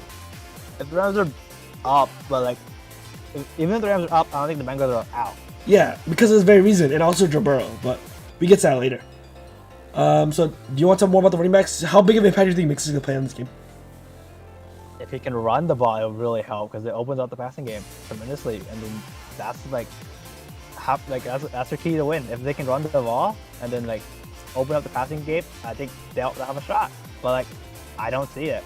Quick odds right now, without even looking at anything online. What are the odds that you think that Mixon's MVP odds are? Super Bowl MVP. 25-1. That's pretty good. I probably put it at 20 to 1. Just because, like, while Burrow is like getting all this hype heading into the year, and you know, Burrow is getting all this love right now. He really is an established quarterback in the Super Bowl. So really, again, he's a second-year quarterback. The Bengals would be smart, like how Card mentioned right now in the chat. They should feed Mixon early, and if he gets going, ride him. Like, that's probably more trustworthy than trusting a second-year quarterback. Yeah, again, as much as we said, as good as Burrow has shown himself in the playoffs to be, as confident as he is, he's still a second-year quarterback. You don't know how his psyche's going to be in the Super Bowl, the biggest football game in the world, right? This singular game is the biggest one, the most pressure, right? Like, who knows if he throws the interception early, if he fumbles early, could it fuck up his psyche? If he gets sacked early, is he going to be messed up? It's smart to lean on Mixon early, you know? You know what? It will open up your pass game. If you set him up early, you can open up the play action later. Takes a stress off of Burrow. In the best case scenario, Mixon starts eating up 10 yards of carry, right? Like just big chunks, like first down after first down after first down. You just ride that to victory. It's GG's. Fact. But let me switch it over to the Rams. Like, yeah. You mentioned that while I look up Mixon's Super Bowl odds. They can't like trust anyone, and I don't know if they should. Like, Cam Akers, we've seen like struggles. Some struggles, like, you know who he is now. So like I feel like it'll be very pass heavy from them, as it's been like all year. Matt put up a good point where like I don't think they'll have a hard time like finding leads and all that, but I think there are like air attacks is really that good with Odell and then Cooper Kupp doing his thing and Stafford, given that like he doesn't do Stafford things because he's like Garoppolo in a sense. He's just better than Garoppolo, like in the sense where like he'll have stupid shit in a game. Now like even like in the Niners game, like really should have thrown a pick near the end. So that, like, you know, the trust in like not having to run the game is a huge loss for the Rams. So like, and we can just like shift to quarterbacks as I'm already on the topic. But like, Matt, like, do you really trust Stafford? Yeah. He's like a better. I can't really say he's a better Garoppolo because like they're like really different, but like he has those moments in the game where he'll do some like boneheaded shit, like in that Vikings. He still has bad habits. Yeah. In the Vikings game, they'll just like throw like dumb picks, and I feel like that might bite them this like here, because if the Bengals get a couple turnovers early, then like it's anyone's game. Quick question I want to ask you, Nathan. Oh no, one thing I want to tell you. Okay, so you guessed 25 to 1. I guess 20 to 1. Bro, he's plus 4,500. So that's like what, 45 to 1, right? 45 to, well, to be fair, like no. if the Bengals win, I get it, because he's not the favorite. Yeah. But I'm gonna tell you, win, like, who else? Like, maybe like third. I'm gonna tell you who else is plus 4,500. Okay, who is higher or exact same? T. Higgins is also plus 4,500. T. Higgins. Oh, that's not. Oh, that's his value for Mixon, because no way. Yeah. Von Miller is plus 4,500. Okay. Cam Akers is plus 3,500, right? Odell plus 3,800. That's the name. Jamar plus 1,800. Aaron Donald plus 16. Cooper Kupp plus 600. Joe Burrow 225. I saw 400. The next one after Joe Mixon, right, is Sony Michel plus 8,000. Oh, yeah. But the best value I've listed to you, Nathan, is by far Mixon plus 4,500. Easy. Like, I could totally see a situation where the Bengals lean on Mixon early, and he's just hot, and they just ride him for the rest of the game. And that's just what they do. And then Burrow ends up with 220 yards, 17 of 23 with a touchdown. And Mixon ends up 27 attempts, 143 yards, 2 touchdowns, 3 receptions, 27 yards. Like, that's super possible in my mind. I see that too. Like, I think he should have better odds than Von Miller. If Mixon's name was like, I don't know, like not Joe Mixon, then like he'd be like 30, at least 30 to 1. I feel like he's like a top 6 running back in the league. And like, he is. I don't know why he's getting so disrespected in this fucking MVP. This blew my mind, dude. I was like, T. Higgins, the number 2 receiver? Like, there's no way the number 2 receiver, right, was the MVP. But is the real value here? Maybe like there's some Trent Taylor action. If he gets like a return or two, you know. He's plus 10,000, Nathan. So like 100 to 1 or no? No, 1,000 to 1. Yeah, 1,000 to 1. You got some Tyler Higbee in here. CJ Uzama plus 10,000. I'm not even gonna play. Ramsey plus 10,000. Corner is hard. Corner is hard to win MVP. I feel like Yeah, because you have to get picks. It's But if you're playing good, they're not gonna throw to you. Yeah. It's like the Trayvon Diggs argument, right? Yeah. That dude is like so mediocre. Like give him a double move and like you're open. Leonard Floyd plus 15,000. Nah, It's like a bro. Malcolm Smith thing. Yeah, unless it's like a Malcolm Smith thing. Who won the Niners? Oh, Mahomes won the Niners year, right? Then Brady won last year. Who won the Rams Patriots year? Is that Edelman? Yes, it was. You're right. It was. Because that's when Edelman got the Hall of Fame argument and all that shit. Evan McPherson plus Hold on, 50,000. hold on. If Edelman's in the Hall of Fame and Antonio Brown are in the Hall of Fame, that's something wrong. It's racism. That's what I it know. is. But Evan McPherson plus 50,000. It's like worth Hey. it's worth like $10. That's like better than like Jalen Ramsey probably because Okay. like look, what if they like hold the what's the low scoring game and it's like hits like 3 like bombs? You can give it to him. My argument here: Evan McPherson plus 15,000 or Odell plus 2,800. Odell for name, I feel like. Okay, Because the only way McPherson wins is if it's a like low. if he hits like scoring 5 field goals, it's Yeah, 15 to like 12, and he hits the game winner from like 60. And every single Odell field was- goal is plus 50 yards. game. And Odell just has like a big game, then like I feel like, you know. Well, it's not Odell Beckham Jr. versus Evan McPherson. It's the value too. Like how likely? I guess it is likely that he could go off. But he's not even the number 1 receiver. He's getting number 2 receiver. Okay, T. Higgins plus 4,500 or Evan McPherson plus 15,000. Pearson? Yeah, McPherson. I feel a world where Yeah, like- McPherson wins a Super Bowl MVP is not more likely than T. Higgins, but like for plus 15,000, like bro, I'd rather have that chance, bro. But anyways, let's move back onto the original topic. So we talked about the running game. Let's not go by receiver group. Let's go about the receiver versus the corner matchup. So let's go first with the Rams. With the what's more interesting to talk about? Probably Bengals. Rams is fun. Bengals versus Rams is probably more interesting. Bengal receivers versus Rams corners. I feel like. So let's start with the Rams receivers first. Oh. So the Rams come in with an interesting cup of receivers. They come in with Cup. Oh well, before we do this, like, you think the Bengals gonna play like straight man? Do you think, or are they gonna do like the thing they did like second half of the Chiefs game where they like dropped 8? I can see them doing that because like how like shit the Rams like running game is, like they could possibly just drop 8 like they did against the Chiefs and then like be like Stafford beat us.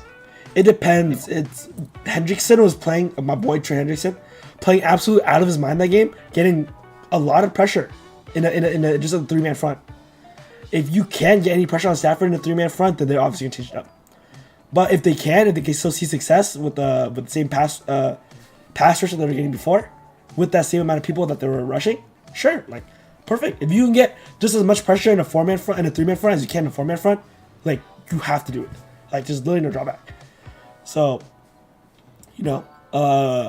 I think it would be smart to mix it up like in terms of like blitzes. I feel like in a game like the Super Bowl, if you can get teams thinking, some teams just like they put too much pressure. Like some people put too much pressure on themselves. It's a Super Bowl. If you can get people thinking, get interesting looks going on, you can easily upset a team, especially when you're playing as the underdog. I feel like mixing up your defense, that is the sole reason why the Saints beat the Colts. We were running so much different mixed looks, sending so much different packages that even Manning was getting confused. Payne fucking Manning was getting confused, and that's why I threw the pick at the end. I think whenever you're playing as an underdog, it's important to send multiple looks and different looks to your team. Same thing with the Rams game, the Patriots-Rams game.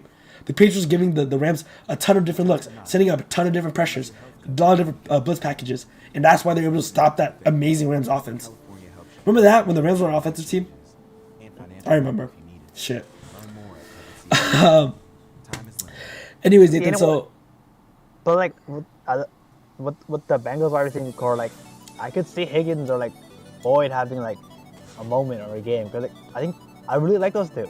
Like if For sure. the rushing is like pretty deep, where like even if they take Chase out the game, like the other two and then like and then like they don't have Uzoma anymore, but like still the other two can like show him flashes. Like even like what's his name?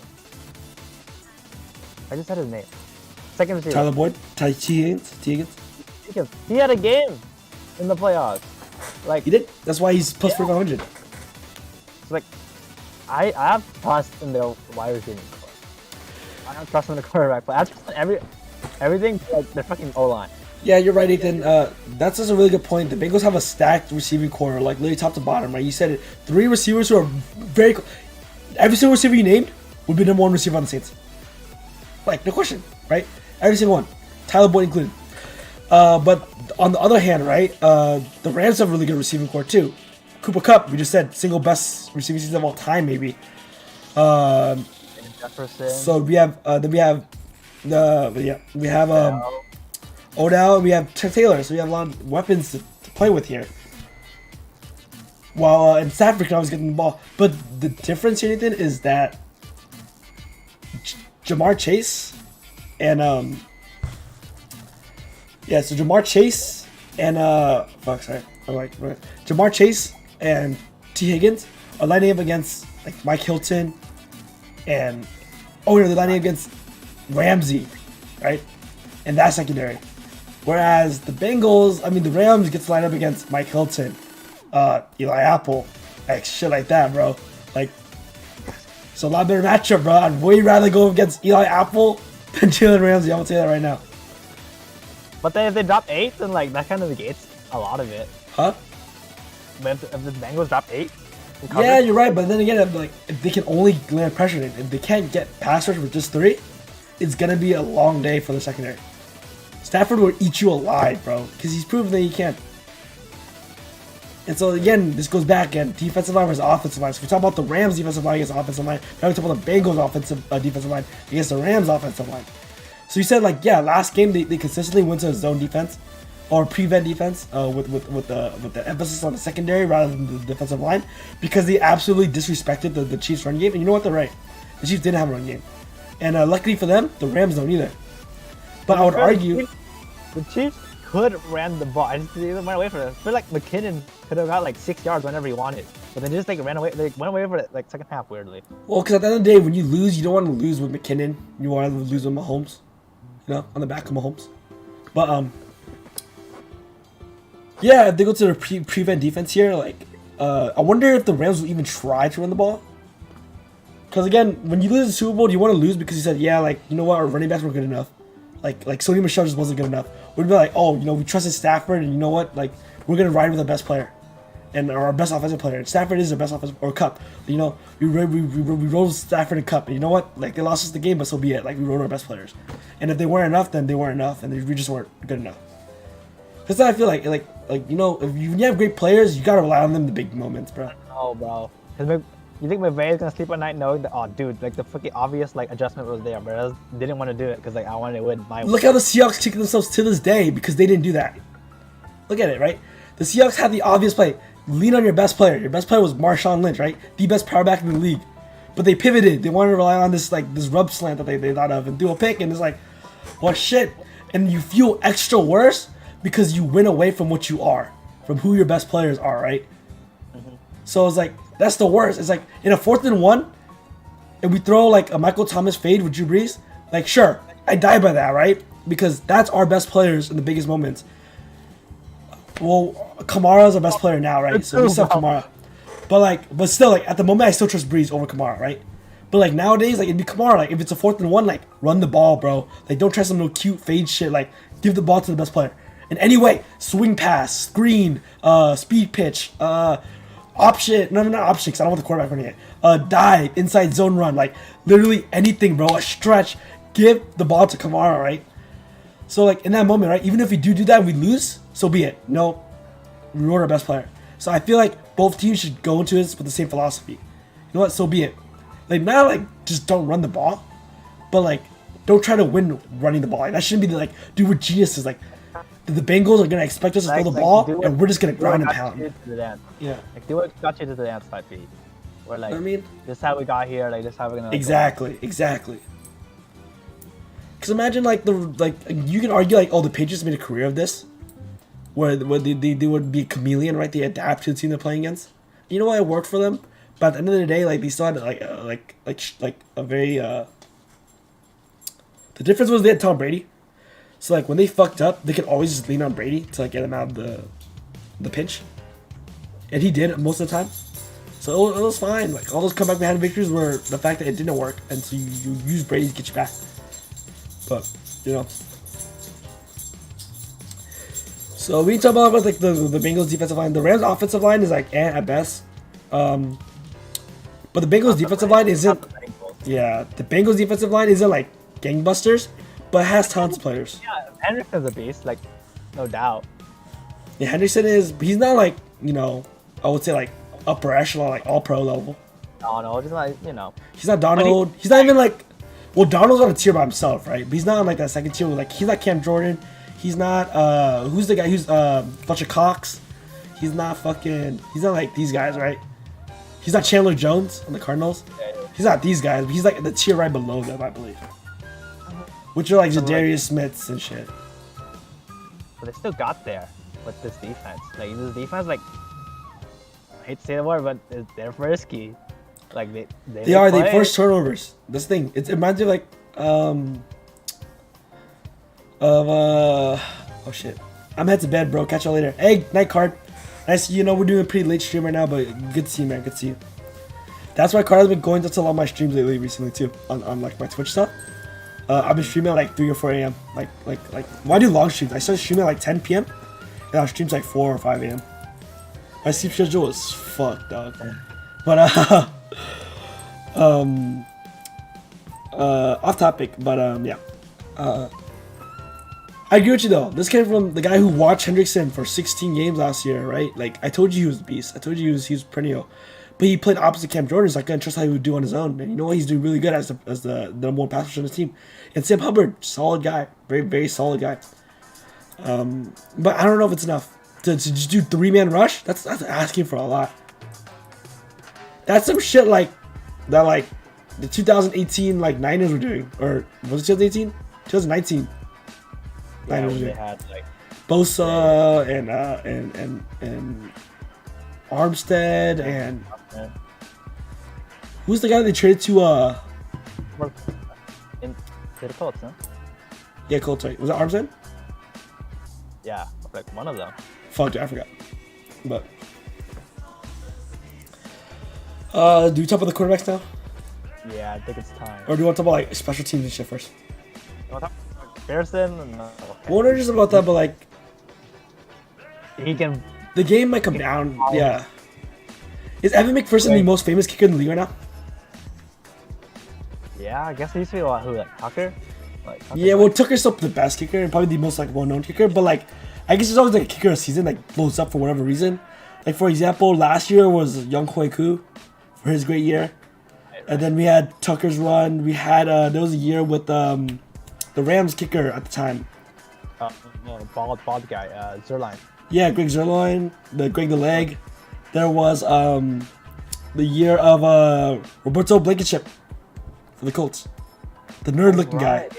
Yeah, So like, there's always a year where we get like this weird narrative that's built around a kicker for whatever reason, right? And this year was Evan McPherson's year, not just because of the playoffs. He had that one game when he went back to back with the Packers. Remember that? They were just trading misses, and we're like, this guy's gonna get fired. Now he's in the Super Bowl, icing 2 big kicks back to back, right? So it's always interesting to talk about. I think it's worth talking about a little bit. Like, you mentioned him so much on the podcast already.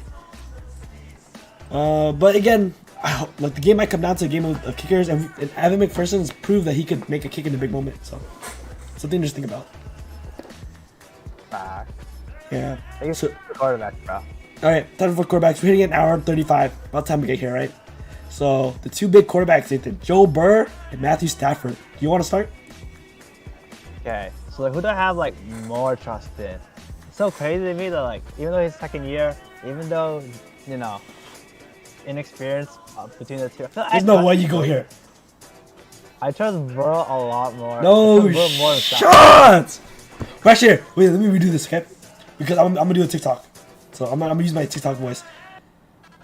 Nathan, the moment is here. Oh, my music just kicked in too. Okay, I'm just kidding. I'm not gonna use that voice. But Nathan, going to the Super Bowl, the big talk right here is gonna be around these 2 quarterbacks, Nathan. Matthew Stafford Joe Burrow, right? Mr. Joe Cool, he's been the biggest narrative heading into this whole playoffs, right? Going into the playoffs. Actually, he's been the big talk going into the Super Bowl, Nathan. But we also have Matthew Stafford, right? Who's been consistently always been a bad stats, bad team type of guy, or good stats, bad team type of guy. But now, finally, he has good stats, a good team, Nathan.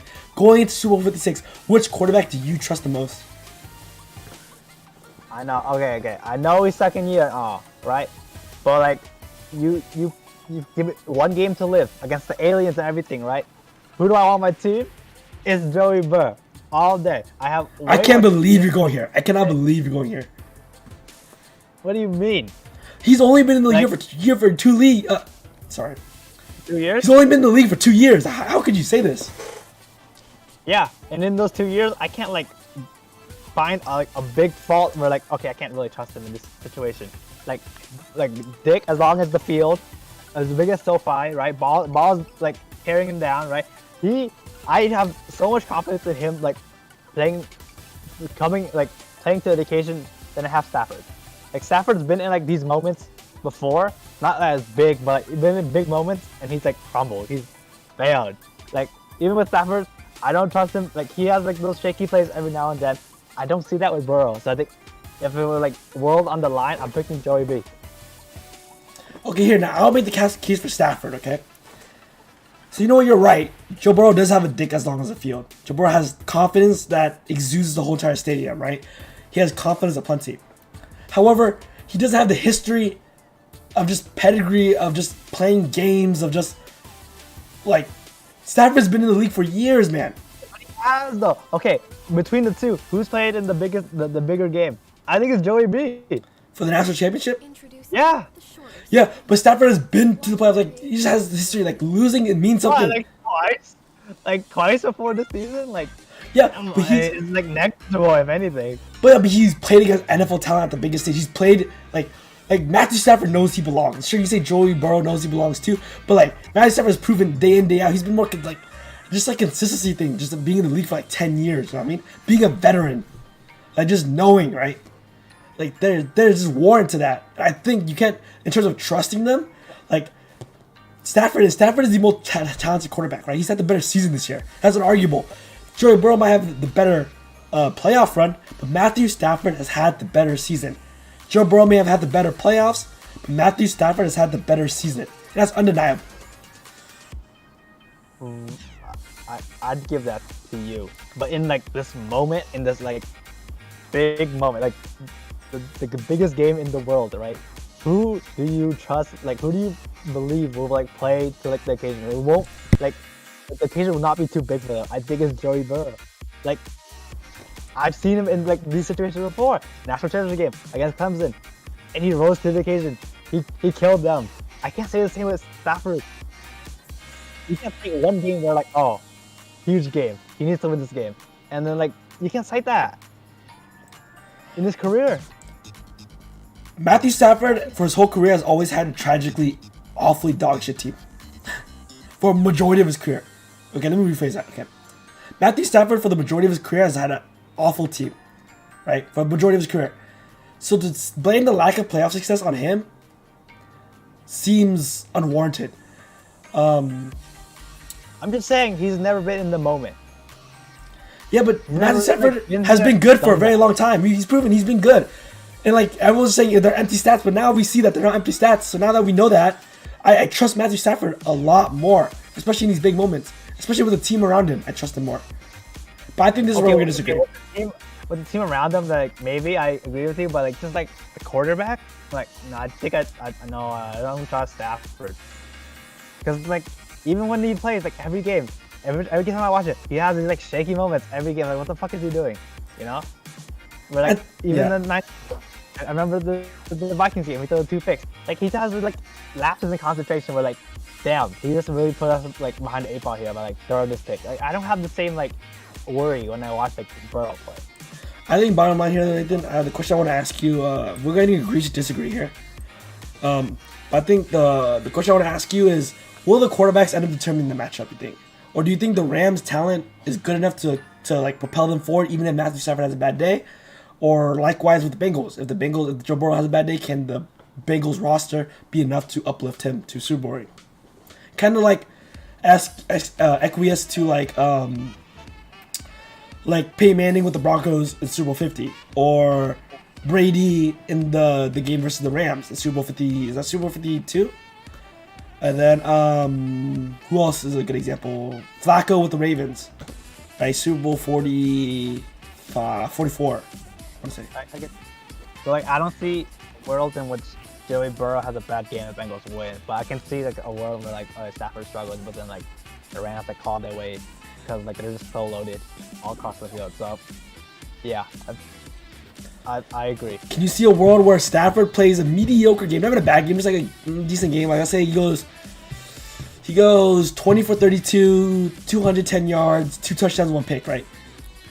Versus Joe Burrow goes crazy, 33 of 38, 392 yards, 4 touchdowns, 0 picks.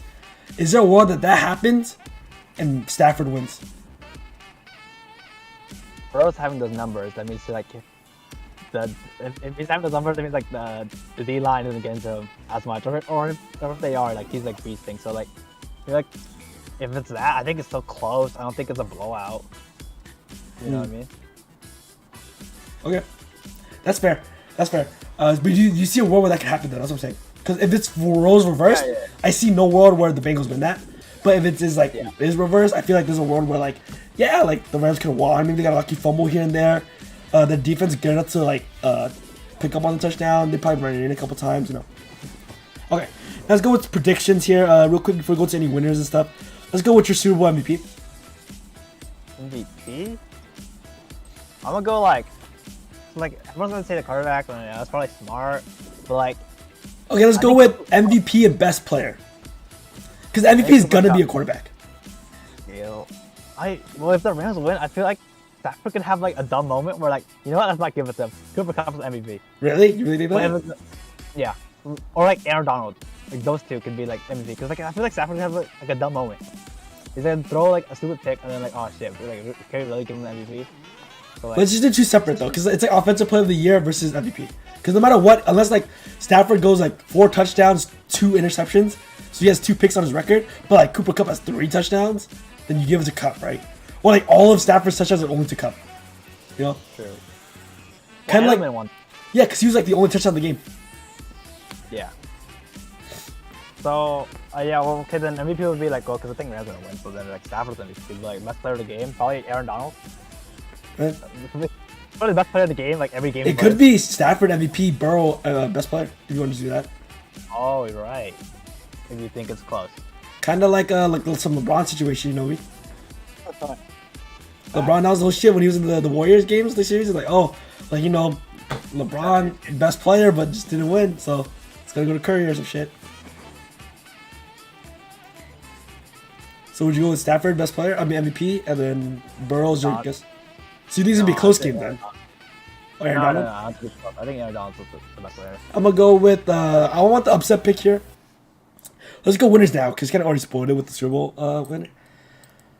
So you have Rams winning. What's the score? Oh, I think it's like Introducing 24, 14. Damn, so you don't think it's gonna be? I think I recently. don't think it's close. I think it's like I know I didn't predict the same score, but like I think it's like one of those like Broncos Seahawks Super Bowls where like it's a mismatch. And, I feel like we see a lot of points this day though. I feel like it's 35. I want to say 35-31, but I don't think it's gonna be 35-31. 35-28. Bengals. Damn, by a touchdown. That's crazy. By a touchdown. I want to say 35-31. I can see them covering. I can see them covering. We're talking about betting odds. I see them covering, but like I don't see them like. I don't know. I just like all my logic says that like the Rams are gonna win this game.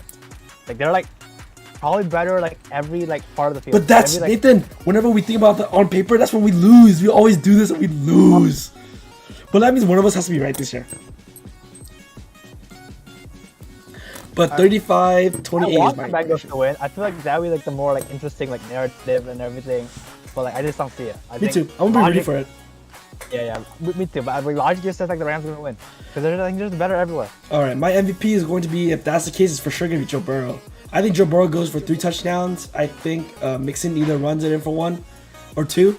He either runs it in for 2 or runs it in for 1 and the defense gets 1. I feel like Stafford is due for a pick for sure. So I think they're just going to pick off him. Best player, I want to say is Jamar Chase, but if they win like that, it's probably honestly going to be Trey Hendrickson. Ooh. I like that. Yeah, because I feel like they need pressure, right?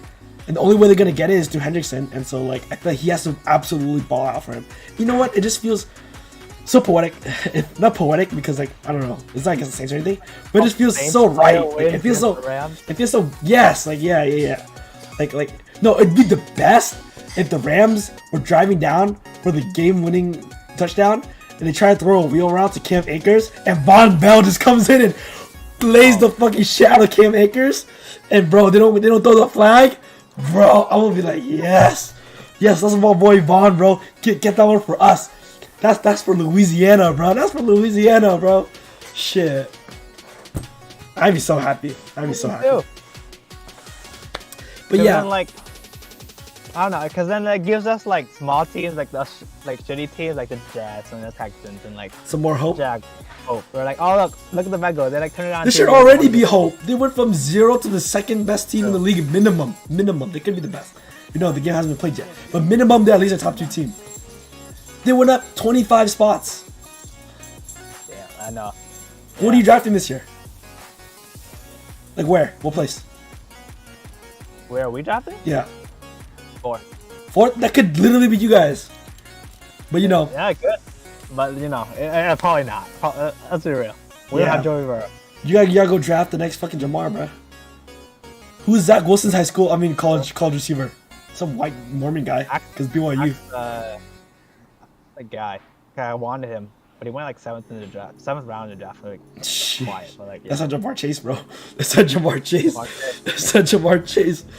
All right, guys. Look, perfect ending music too. All right. So we're gonna close it out here, guys. I think that's gonna wrap up most of our podcast. You heard our predictions, you heard our theories of the game. Who knows if we're completely right, who knows if we're completely wrong, but hopefully you guys had a good time watching. That's the most important part. Did you have fun today? Yeah, bro. Can't wait for the Super Bowl. As always, like favorite time of the year. I know, it's like Christmas for football fans. All-Star season, NBA All-Star season. You know, you got football. You know, it's a good time. It's a good time to be a sports fan.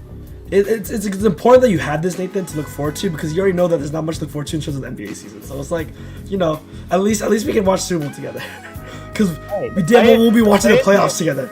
Playing game about to be lit. With me and you? Yeah, the play. Jeez. You gotta be the play. You don't want our smoke, bro. You don't want our smoke. Come on, bro. You have just as much All-Stars as you, don't you? Don't we? 1-1. 1-1, right? 1-1. We're on the same level. Yeah, this fuck. Yeah. But anyways, guys, that's gonna wrap up our podcast here. Thank you guys so much for watching. If you guys like what you guys heard, please like, comment, and subscribe. If you guys want to see more future updates from me and Nathan in the future, we're gonna be doing hopefully more stuff in the future. Hit the notification bell for more. And if you want to see me in the maid costume, stay tuned for either the draft podcast and or the off-season podcast. I'll let Nathan choose which one he wants it on. But thank you guys so much for watching. My voice is crying right there. Thank you guys so much for watching. Nathan, do you have any closing words? Let's hope we get a fun Super Bowl. Yep, it's gonna be a good time. Anyways, it's gonna be all from the Retros Network. We're gonna be out. Peace. Peace.